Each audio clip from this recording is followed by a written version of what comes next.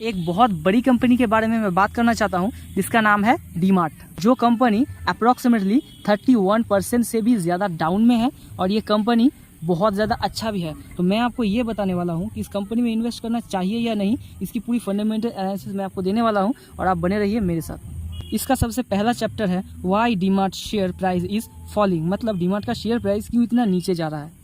इसमें बहुत से लोगों का अलग अलग ओपिनियन हो सकता है, मगर ये जो ओपिनियन है ये सिर्फ मेरे एनालिसिस पे है और ये पूरी जो मैं बात बताने वाला हूँ ये मेरे एनालिसिस पे है, किसी और का नहीं। तो इसीलिए मेरे ही बात पे आप इन्वेस्ट कर दो, ऐसा नहीं होना चाहिए। आप खुद भी ज़रा देखो उसके बाद इन्वेस्ट करो, ये बात समझ लेना। किसी की बात से कभी भी इन्वेस्ट नहीं करना, खुद की सुनो, किसी और की नहीं। तो लेट्स स्टार्ट। सबसे बड़ा जो इसका झमेला है ना, इसका झमेला है वैल्यूएशन। वैल्यूएशन सबसे बड़ी प्रॉब्लम है, ऐसा मुझे लगता है, क्योंकि ये 200-150 के ऊपर पीई में मल्टीपल में ये है। तो मुझे नहीं लगता कि ये डिज़र्व करता है। ये थोड़ा कम में डिज़र्व करता था क्योंकि ये बहुत ज़्यादा हाई है। 200-150 समझ सकते हो, बहुत ज़्यादा हाई है। पीई की बात कर रहा हूँ मैं। अगर बोला जाए तो 1-1.5 साल पहले सिचुएशन बिल्कुल ही अलग था।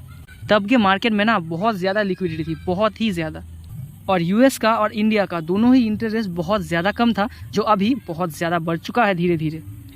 क्योंकि जो पैसा है ना वो लोग रिस्क की जगह में इसलिए रख रहे थे क्योंकि इंटरेस्ट रेट बहुत ज़्यादा लो थे, तो वो इन्फ्लेशन को भी बीट नहीं कर पा रहा था। इसीलिए लोग शेयर मार्केट, जो कि एक बहुत ज़्यादा रिस्की जगह है, वहाँ पर पैसे रखने से भी नहीं कतरा रहे थे। इसीलिए मार्केट बहुत ज़्यादा लिक्विडिटी था। बट अभी जो है अभी वैसा नहीं है, अभी इंटरेस्ट रेट थोड़ा बढ़ चुका है। और इसीलिए हर कंपनी अभी अगर देखा जाए तो शेयर से ये जो ईयर है ना इसमें बहुत ज़्यादा फॉल हुआ है। बहुत से शेयर्स में IT शेयर्स तो ऑल टाइम लो में चल रहे हैं। इसीलिए मेरे मानना यही है कि जो सेंट्रल बैंक्स है ना, इनकी जो इंटरेस्ट रेट है यही सबसे बड़ा मुद्दा है। ये अगर ठीक हो जाते तो मार्केट का प्राइस अभी जो है इससे भी ज़्यादा बढ़ जाता और आपको बहुत ज़्यादा प्रॉफिट होता। इसीलिए आपको अभी लॉस हो रहा है। सेकेंड जो रीज़न है मुझे लगता है स्टोर ग्रोथ। स्टोर ग्रोथ का डीमैट का जो पहले साल का था या फिर पहले जो 10 साल का था ना, उससे इस साल बहुत ज़्यादा कम हुआ है। इसका कारण यह है कि रियल एस्टेट का जो प्राइस है ना वो बहुत ज़्यादा बढ़ रहा है। शेयर से भी ज़्यादा रियल एस्टेट का प्राइस बढ़ रहा है। जो भी बड़े बड़े स्टेट्स हैं उसमें प्राइस तो बहुत ज़्यादा बढ़ रहा है। तो यही बात है कि डीमार्ट ज़्यादा स्टोर्स नहीं खोल पा रहा है। बट ये डीमार्ट है, ठीक है, ये स्टोर खोल लेगा, थोड़ा टाइम दो, इसके बारे में बाद में बात करते हैं। क्योंकि डीमार्ट को अच्छे से पता है कि रेंट से अच्छा मैं थोड़े दिन बाद खोलूँगा, मगर मुझे ख़रीद के खोलना है, क्योंकि इससे जो पैसा मेरा बच जाता है उससे ही मैं ग्रो करूँगा। क्योंकि हम सभी को पता है कि डीमार्ट से सस्ता कहीं पर कुछ नहीं मिलता। तो इससे हमें समझ आता है कि पहला रीज़न है वैल्यूएशन और दूसरा रीज़न है ग्रोइंग कंपटीशन। कंपटीशन बहुत ज़्यादा बढ़ गया है शेयर प्राइस का नीचे रहने से, ठीक है। मतलब डीमार्ट का जो शेयर प्राइस नीचे है इसमें कंपटीशन बहुत ज़्यादा है, क्योंकि यार बहुत सारे कंपनी जैसे कि टाटा, रिलायंस, वॉलमार्ट और भी ज़्यादा कंपनीज अभी इंडिया में आ रहा है और उसी सेक्टर में आ रहा है जिसमें डीमार्ट है, मतलब रिटेल। और रिसेंटली अमेजोन ने भी बताया है कि मैं भी इसमें घुसने वाला हूँ। मतलब समझ लो कंपटीशन कितना ज़्यादा है। हम अगर ई-कॉमर्स की बात करें तो वॉलमार्ट, फ्लिपकार्ट, अमेजोन और टाटा जो है ना, टाटा बिग बास्केट को एक्वायर कर लिया, हम सभी को पता है। क्योंकि एक अंधा भी बता देगा, क्योंकि ये पूरा देखा जा रहा है कि बाकी सारे कंपनीज इस सेक्टर में आने के लिए बहुत ज़्यादा इंटरेस्टेड हैं और वो बहुत ज़्यादा पैसा भी डाल रहे हैं। और डीमार्ट का जो ई-कॉमर्स वेबसाइट्स हैं जो है डीमार्ट रेडी, वो बिल्कुल भी अच्छा नहीं चल रहा है और मुझे नहीं लगता कि वो बाद में ग्रो करेगा। क्योंकि डीमार्ट का मेन जो है ना वो रेवेन्यू स्टोर से ही आता है। और मुझे पर्सनली ऐसा लगता है कि मार्केट, यहाँ का रिटेल मार्केट इतना बड़ा है ना कि यहाँ और भी बहुत सारे कंपनीज आ सकता है और फिर भी डीमार्ट को ज़्यादा नुकसान नहीं होगा, क्योंकि ये बहुत ज़्यादा बड़ा है यार। तुम सोच नहीं सकते इंडिया का रिटेल इतना ज़्यादा बड़ा है, मतलब बहुत ज़्यादा बड़ा। तो अगर हम मार्केट की ही बात कर रहे हैं तो क्यों ना सेकेंड चैप्टर में भी चला जाए, जो है what are the growth prospect, मतलब ग्रोथ के कितने ज़्यादा चांसेस हैं डीमार्ट का। अगर हम डाटा की देखें तो डीमार्ट 10 साल में बहुत ज़्यादा ग्रो किया है, बहुत ज़्यादा ग्रो किया है। और उसका प्रॉफिट ग्रोथ 38% है। 38% बहुत ज़्यादा नंबर होता है, बड़े बड़े कंपनीज़ का नहीं होता। और जो सेल्स में इनकी ग्रोथ है वो भी 30% है। सेल्स में 30% तो और भी ज़्यादा बड़ी बात है। इतनी ज़्यादा कॉम्पिटिशन में 30% ज़्यादा होना बहुत बड़ी बात है, सीरियसली। ये जो रिटेल इंडस्ट्री है ना 10.6% से ग्रो हो रहा है, जो बहुत ज़्यादा अच्छी चीज़ है मेरे हिसाब से।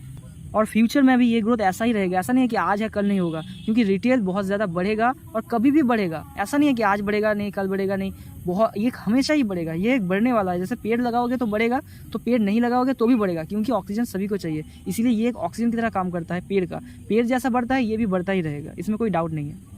और डीमार्ट का मैनेजिंग डायरेक्टर वी सुब्रमण्यम, और इनकी एक्सपीरियंस की बात करें तो 25 ईयर प्लस इनका एक्सपीरियंस है। तो सोच सकते हो इनके पास एक्सपीरियंस बहुत ज़्यादा है।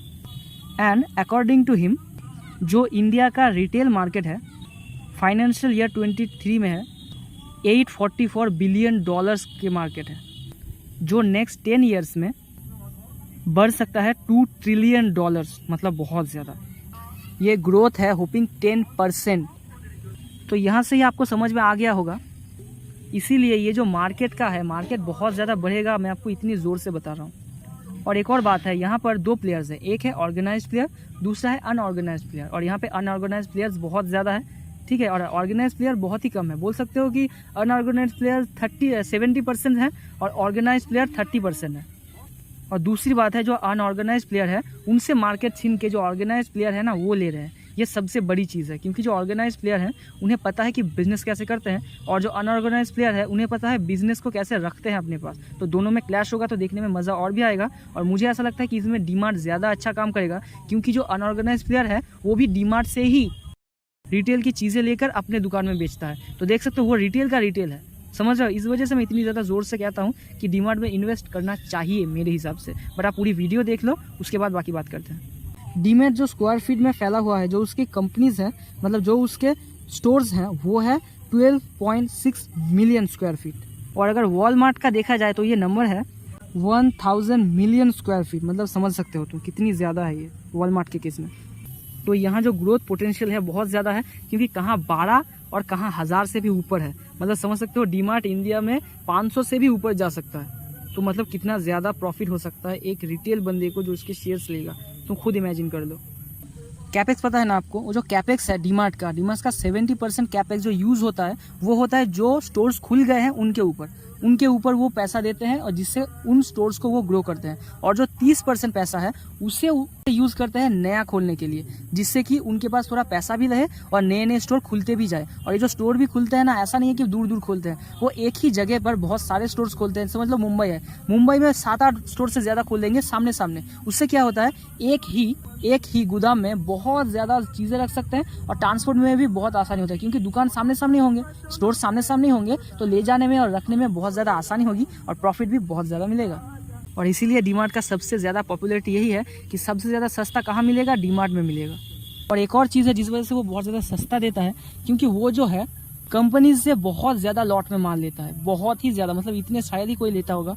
तो बहुत ज़्यादा लेने के बाद क्या होता है, दूसरी दुकानों में 90 डेज का सर्कल चलता है। कैसा है कि आज जो माल लिया उसका पैसा 90 दिन बाद मिलेगा कंपनीज को, बट डीमार्ट में ऐसा नहीं होता। डीमार्ट में 7 दिन में पेमेंट हो जाता है। तो कंपनीज भी क्या करते हैं, सबसे ज़्यादा जितने भी कम पैसे में हो सकते हैं ना उतने में डीमार्ट के साथ डील करता है, क्योंकि बाकी जो डिस्ट्रीब्यूटर्स हैं वो 90 डेज बाद पैसा देंगे, बट वो जो है वो 90 डेज नहीं, 7 दिन के अंदर अंदर पैसा दे देगा। मतलब समझ रहे हो, इसीलिए यही बेस्ट थिंग है। और ये जो है डीमार्ट में कहीं पर भी शेल्फ में अगर कोई चीज़ रखा हुआ है, सोचो कि ये एक बॉर्नवीटा का डब्बा है, तो बॉर्नवीटा का डब्बा जब रिटेल स्टोर में होता है ना, रिटेल स्टोर में वो जो है मतलब सिर्फ रखा होता है, ठीक है, उसका पैसा अलग से लेता है। डीमार्ट अलग से पैसा लेता है, उसका चार्जेस अलग होते हैं कि तुम्हारा सामने रखूंगा तो चार्जेस इतना है, तुम्हारा दूर रखूंगा तो चार्जेस इतना है, मतलब माल रखने के अलग पैसे लेता है।